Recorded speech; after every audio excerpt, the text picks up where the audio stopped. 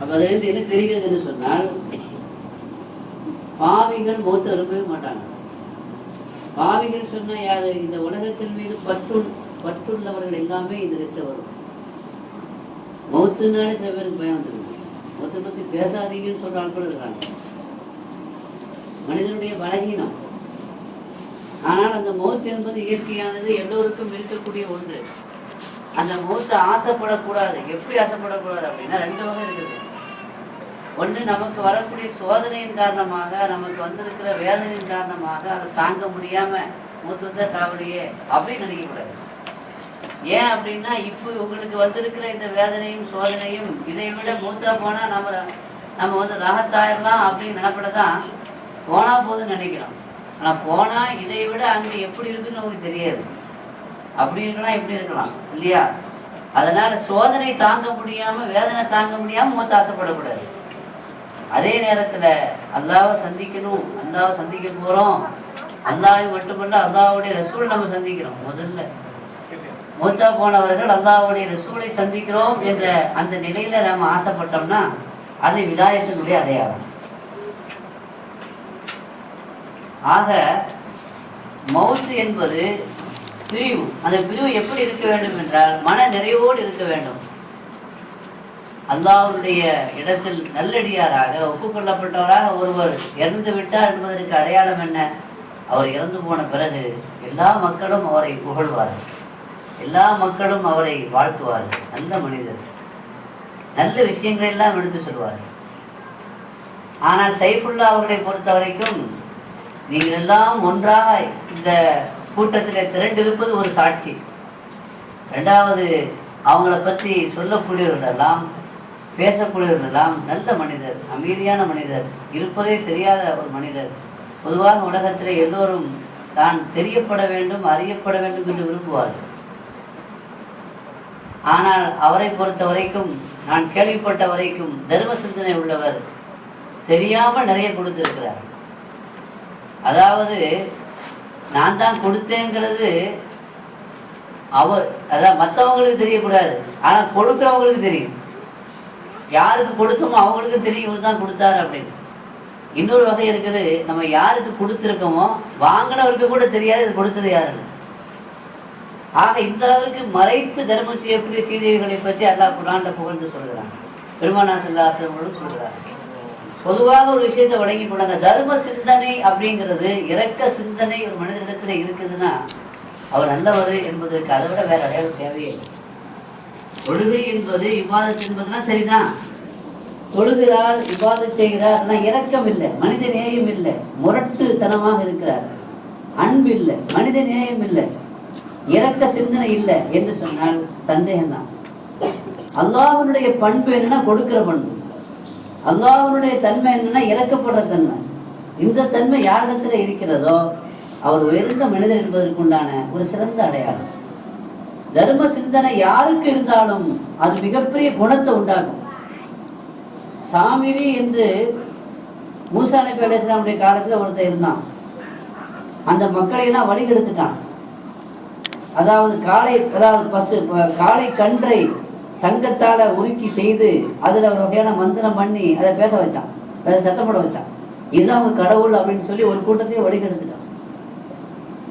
கடுமையான கோபத்தில் இருந்த மூசா நபி அலைஹிஸ்ஸலாம் அவனை உடனே ஹலாக்காக்கும்படி துவா செய்தான். ஆனா அல்லாஹ் ஜல்லுல்லாஹு சொன்னா ஹலாக்காக்க மாட்டேன்னு சொல்லிட்டான். ஏன்பா ஒழுங்கார்த்த கூட்டத்தையும் வழிகெடுத்து நாசமாக்கிட்டான், நீ என்ன அவனை ஹலாக்காக்க மாட்டேன்னு சொல்றியேன்னு சொல்லி திருப்பி கேட்டாங்க மூசா நபி. அல்லாஹ் சொன்னானா, அவன் ஆள் வழி கெடுத்துட்டான், ஆனாலும் கூட நிறைய தர்மம் பண்ணுவாங்க, சகி கொடைவல்ல. அதனால நான் அவனை இந்த உலகத்துல, அதுக்கு சில குணம் இருக்குல்ல, தர்மத்தை செய்வதற்கான சில குணம் இருக்கு, அவனை ஹலாக்காக்க முடியாது, என்னுடைய விதி அப்படி அல்ல என்று சொன்னான். ஆக தர்மம் என்பது ஒரு பாவி செய்தால் கூட அது மிகப்பெரிய குணத்தை கொடுக்கும். ஆனா சைஃபுல்லா பொறுத்தவரைக்கும் நல்ல மனிதர் என்பது மாத்திரமல்ல, இபாதத்து, வணக்கம், மார்க்கத்தினுடைய தொடர்பு, ஈடுபாடு, மஸ்ஜிதினுடைய தொடர்பு, ஈடுபாடு, மதரசாக்களுடைய தொடர்பு, ஈடுபாடு. ரசூலுல்லாஹி ஸல்லல்லாஹு அலைஹி வஸல்லம் சொன்னாங்க, ஒரு ஆள் பள்ளிவாசலுடைய தொடர்புல இருக்கிறார் அப்படின்னா பள்ளிவாசலோடு தன் தொடர்பை அதிகப்படுத்திக் கொள்கிறார் அப்படின்னா ஈமான், அவருக்கு ஈமான் இருக்கிறது நீ சாட்சி சொல்லுங்கன்னு சொன்னாங்க. எனவே நல்ல ஸ்தாபனங்களோடு, பள்ளிவாசலோடு, மதரசாக்களோடு, அறநிலையங்களோடு யாருக்கு தொடர்புகள் அதிகமாக இருக்கிறதோ அவர்களுக்கு ஈமான் இருக்கிறது என்பதனுடைய அடையாளம் அது. அதுவும் கடைசி காலத்துல ரொம்ப இன்வால்மெண்ட் ஆயிட்டாங்கன்னு சொன்னாங்க. ரொம்ப அதிகமான ஈடுபாடு, ரொம்ப அதிகமான வரவு, மதரசாவுக்கு வருவது கூடிவிட்டது. மார்க்கத்தினுடைய ஆசையும் ஈடுபாடும், விவாதத்தினுடைய ஆசையும் ஈடுபாடும், குர்ஆன் ஓதணுங்கிற ஆசை கூடி போச்சு. இது ஒரு நல்ல சமிக்கை. இந்த உலகத்தை விட்டு பிரிந்து போகிற சமயத்துல துன்யா துன்யா துன்யா என்று இல்லாம உலகம் உலகம் உலகம் என்றும் இல்லாம உலகத்தை இன்னும் தேட வேண்டும், இன்னும் தேட வேண்டும் என்ற அந்த பேராசையில இருக்கக்கூடியவங்களும் இருக்கிறாங்க.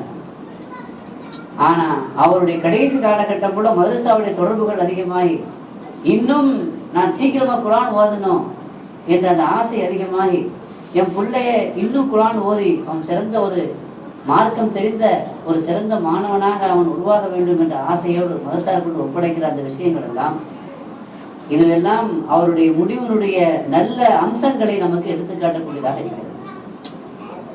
உலகத்துல சில மரணங்கள், சில பேருடைய மரணங்கள் பொறாமைப்படக்கூடிய அளவுக்கு கூட இருக்கும் இல்லையா?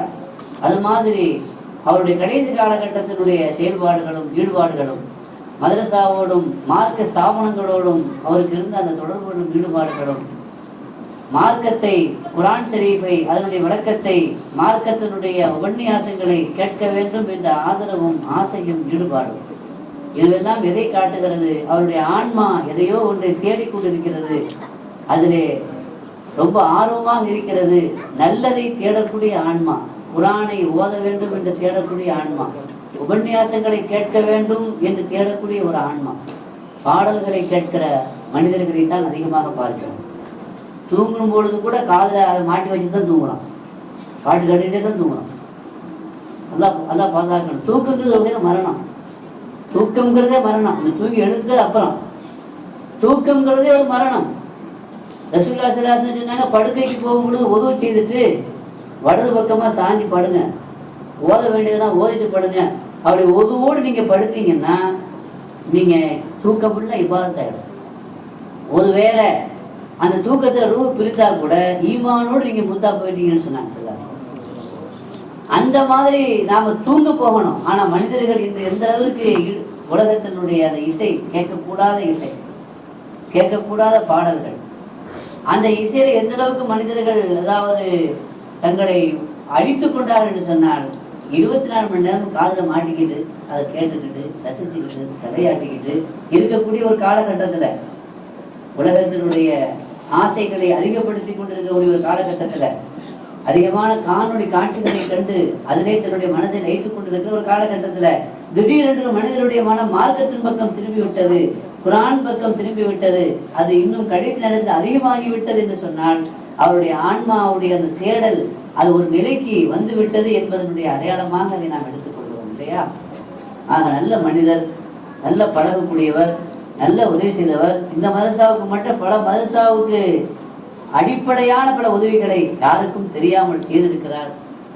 அந்த மாதிரியான ஒரு மனிதர் என்று சொல்லுகிற பொழுது உண்மையிலேயே அவர் நமக்கு மறைவான ஞானம் இல்லை என்றாலும் கூட இந்த அடையாளங்கள் எல்லாம் சாட்சிகளாக இருக்கிறது.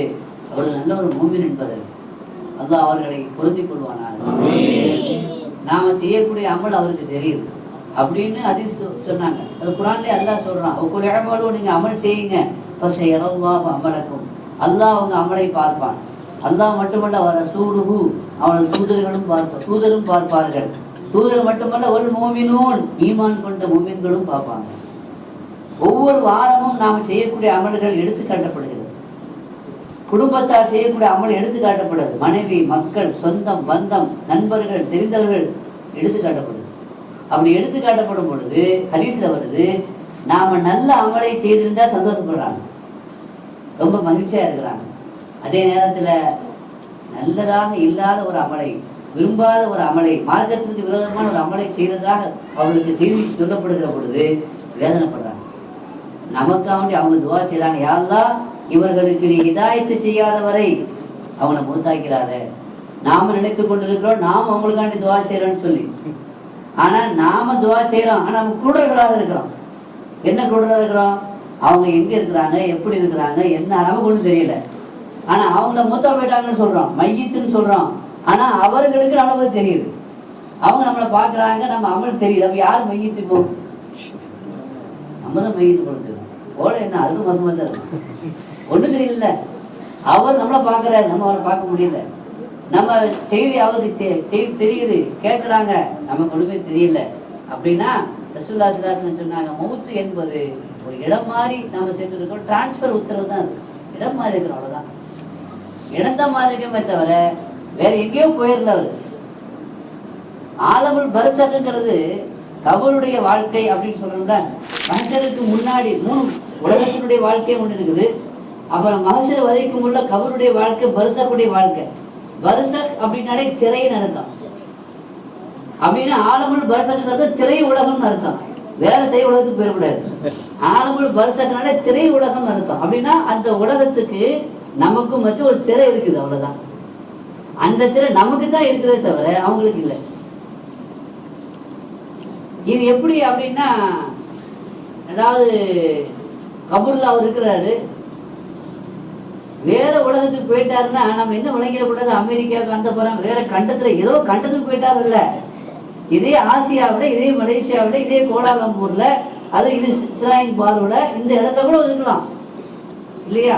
அவர் ரூமுக்கு இருக்கலாம், நமக்கு தெரியல. நமக்கு தான் தெரியாது, அவருக்கு தெரியுது. ஒரு ஆள் தூங்குறாரு, தூங்கி கொண்டிருக்கிறாங்களே கனவு கண்டாரு. அந்த கனவு சந்தோஷமான கனவாகவும் இருக்கலாம், நல்லா சாப்பிட்ற மாதிரி கனவு கண்டாரு. அவர் பக்கத்தில் இருக்கிற பட்னியா கிடக்கலாம், ஆனா அவருக்கு சாப்பிட்றாரு. நல்ல சந்தோஷமா கனவு காண்ற அப்படியும் காணலாம், அல்லது வேதனையான ஒரு கனவையும் காணலாம். பக்கத்துல இருக்கிற நமக்கு அது ஏதாவது தெரியுதா? ஐட்டு பேர் படுத்திருக்காரு, அவர் அவ்வளவு தெரியுது. ஆனா அவருக்கு என்ன நடக்க நமக்கு தெரியல. இதே மாதிரிதான் ஆலமுல் பர்சக்கு நடக்கக்கூடிய காட்சிகள் இங்கதான் நடந்து கொண்டிருக்கிறது. ஒரு திரை மட்டும் இருக்கிறதே தவிர வேற எங்கேயோ இல்லை, இங்கதான். அதாவது நேச்சுரல் இது, அது வந்து அவுட்டர், இந்த நேச்சுரலுக்கு அப்பால் உள்ளது, அவ்வளவுதான். ஆக நம்ம விட்டு ரொம்ப தூரம் ஆயிட்டாங்க என்று நாம் விளங்கி விட வேண்டாம். நம்மை பார்த்து கொண்டிருக்கிறார்கள், நம்மை கவனித்துக் கொண்டிருக்கிறார்கள். எனவே மனைவியும் மக்களும் சொந்தமும் பந்தமும் செய்யக்கூடிய அமல்கள் அவர்களுக்கு எடுத்து காட்டப்படுகிறது. அவங்க இப்ப நன்மையை பார்த்துட்டு இருக்கிறாங்க, நன்மையுடைய விளைவுகளையும் பார்த்துட்டு இருக்கிறாங்க. அதனால நீங்க சந்தோஷப்படுத்தணும்னு நினைச்சா, அவரை சந்தோஷப்படுத்தணும்னு நினைச்சா நீங்க இபாதத்து செய்யணும், குர்ஆன் ஓதணும், வணக்க வழிபாடுகள கவனம் அதிகமா ஈடுபடுத்தணும், பிள்ளைகளை சாலிஹான மக்களாக வளர்க்கணும். சாலிஹான மக்களாக வளர்த்து அந்த சாலிஹான மக்கள் துவா செய்வது ஒரு இபாதத்து. அவங்க செய்யக்கூடிய துவா அது அங்க போய் சேர்ந்துக்கிறது மட்டுமல்ல, அந்த மக்கள் செய்யக்கூடிய ஒவ்வொரு இபாதத்திலையும் அவருக்கு பங்கு இருக்குது. அப்படிப்பட்ட மக்களாக அந்த மக்களை மனைவியும் மக்களும் ஆகிவிட வேண்டும், சொந்தமும் பந்தமும் அப்படி ஆகிவிட வேண்டும். அவங்க செய்து வந்த காரியங்கள் நல்ல காரியங்கள், அதை தொடர்ந்து குடும்பத்தார் தொடர்ந்து செய்ய வேண்டும். அதுதான் நாம் அவங்களுக்கு செய்ய வேண்டிய ஒரு காரியம், அவங்களுக்கு செய்ய வேண்டிய ஒரு நன்மை, ஒரு சேவை.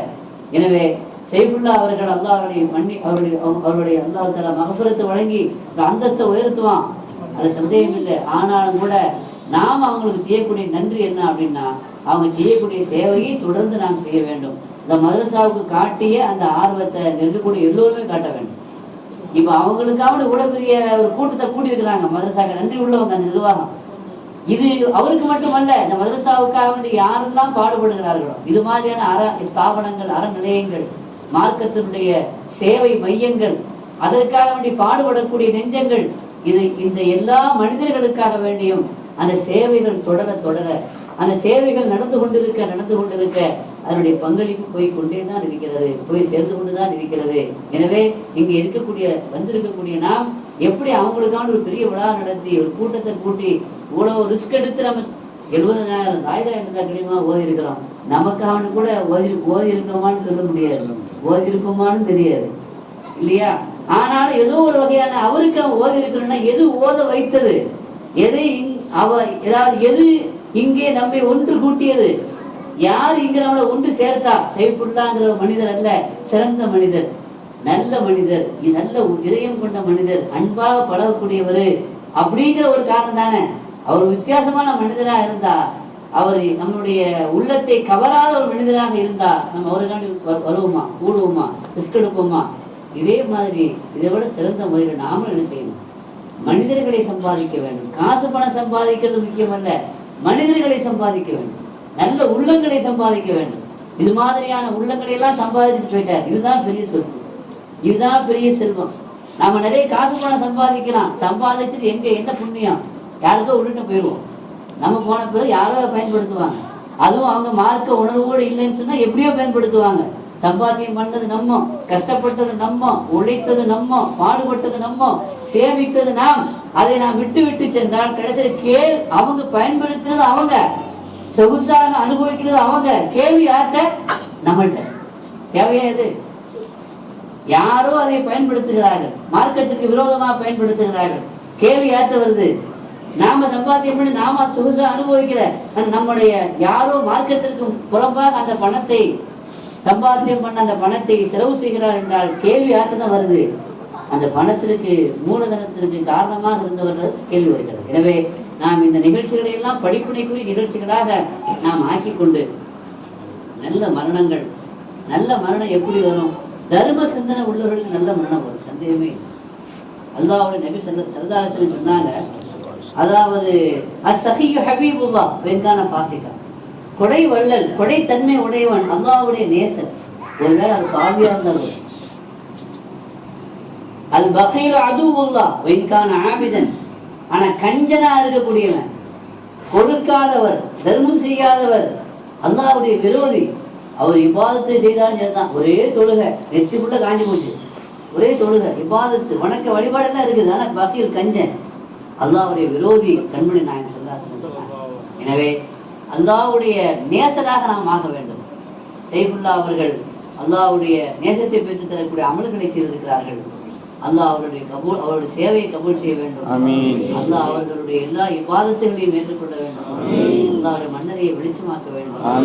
இந்த களிமா இருக்குதே சாதாரணமான களிமா அல்ல, 70,000 தடவை ஓதுன களிமா. ஒருவேளை அவருக்கு அல்லாஹ் தஆலா வித்தியாசமான நிலை இருந்தால் கூட அந்த களிமாவுக்கும் நல்லா மாற்றிடுவோம். அவருடைய வேதனை, நரகத்தினுடைய வேதனையை விட்டும் இந்த களிமா அவரை பாதுகாக்கும், சந்தேகமே இல்லைன்னா அந்த களிமாவுடைய பவர் அது. 70,000 தடவை ஓதி ஒரு மையத்துக்கு நாம அதை ஈசா சவாப் செய்தால், அதை சேர்த்து வைத்தால் அவருடைய அதாபெல்லாம் நீக்கப்படுகிறது, இந்த வேதனையெல்லாம் நீக்கப்படுகிறது. அல்லாஹ் ஜல்ல தஆலா இந்த களிமாவை கபூல் செய்து அவருடைய மன்னரையை வெளிச்சமாக்கி வைப்பான். அல்லாஹ் அவருடைய கபரை சொர்க்கத்தினுடைய பூங்காவாக ஆக்கி வைப்பான். நரகத்தினுடைய படுகொலியாக அல்லாஹ் ஆக்காதிருப்பானாக. அல்லாஹ் ஜல்ல தஆலா இந்த மதரசாவை கியாமத் வரைக்கும் தொடர்ந்து தன்னுடைய சேவையை நீடித்து வழங்கக்கூடிய ஒரு ஸ்தாபனமாக அல்லாஹ் கபூல் செய்வானாக. யார் இந்த மதரசாவுக்காக வேண்டி பாடுபடுகிறார்களோ, யார் இந்த மதரசாவுக்காக வேண்டி சேவை செய்கிறார்களோ, யார் இந்த மதரசாவுக்காக வேண்டி தங்களது நேரங்களை ஒதுக்கி எல்லா வகையான உதவிகளும் செய்கிறார்களோ, ரப்பே நீ அவர்களுக்கு நீ உதவி செய்வாயா, அவர்களுடைய எல்லா காரியங்களையும் பொறுப்பேற்றுக் கொள்வாயா, எல்லா கவலைகளையும் நீக்கிடுவாயா, எல்லா கஷ்டங்களையும் நீக்கிடுவாயா, எல்லா முராதுகளையும் ஆசிராக்கி வைப்பாயா, எல்லா தேவைகளையும் நிறைவேற்றி வைப்பாயா, அவருடைய நோயை சிப்பாவாக்க வைப்பாயா, நோயை நீ குணப்படுத்துவாயா, அவருடைய கடனை நிறைவேற்றி வைப்பாயா, குமர்களுக்கு பொருத்தமான இணைகளை நீ ஏற்படுத்தி தருவாயா, குழந்தை பாக்கியம் இல்லாத மக்களுக்கு குழந்தை பாக்கியத்தை கொடுப்பாயா, சாலையான மக்கள் செல்வத்தை கொடுப்பாயா. இந்த உலகத்திலும் மறு உலகத்திலும் உனது அன்பையும் அருளையும் பெற்ற நல்லவர்கள் நாதாக்களாக அவர்களை நாதாக்கள் கூட்டத்தோடு அவர்களை சேர்த்து வைப்பாயா. நாயன் இந்த சைஃபுல்லா அவர்களுடைய குடும்பத்தாருக்கு தைரியத்தையும் மன பக்குவத்தையும் வழங்குவானாக. அவர்களுடைய மனதில் ஆறுதலை கொடுப்பானாக. அந்த மனதிற்கு ஒரு சாந்தத்தை ஏற்படுத்துவானாக. அவர்கள் விட்டு சென்றிருக்கிற அந்த சொத்துக்களுக்கு பாதுகாக்கக்கூடிய ஒரு ஹலீஃபாவை பிரதிநிதி அல்லாஹ் ஏற்படுத்துவாங்க. இதை விட அவரை விட ஒரு சிறந்த பகரத்தை அந்த மனைவிக்கும் அந்த மக்களுக்கும் நல்லா வழங்குவாங்க. அவர்களுக்கு ஒரு ஆதரவான உலகத்தினுடைய எல்லா வகையான சூழ்நிலைகளையும் அவர்களுக்கு ஆதரவானவைகளாக அல்லாஹ் ஆக்கி வைப்பானாக. இந்த உலகத்திலும் மறு உலகத்திலே ரப்பே எங்களை எல்லாம் நீ கபூல் செய்வாயா. எங்களுடைய பாவங்களை மன்னித்து எங்களது முடிவை நல்ல முடிவாக ஆக்கி வைப்பாயா. எங்களது மரணத்தை சக்கராத்தினுடைய வேதனையை லேசாக்கி வைப்பாயா. முஹம்மதின் வாலி சய்யிதினா முஹம்மதின் ஸல்லல்லாஹு அலைஹி வஸல்லம் வாஹிரு தஅவானா அல்ஹம்துலில்லாஹி ரப்பில் ஆலமீன். சிறப்பான இந்த நிகழ்ச்சி ஏற்பாடு செய்த இந்த மதரசாவுடைய நிர்வாகம் நன்றி உள்ள தனது மனதை வெளிப்படுத்தி இருக்கிறாங்க. அதையும் கபூல் செய்வாங்க.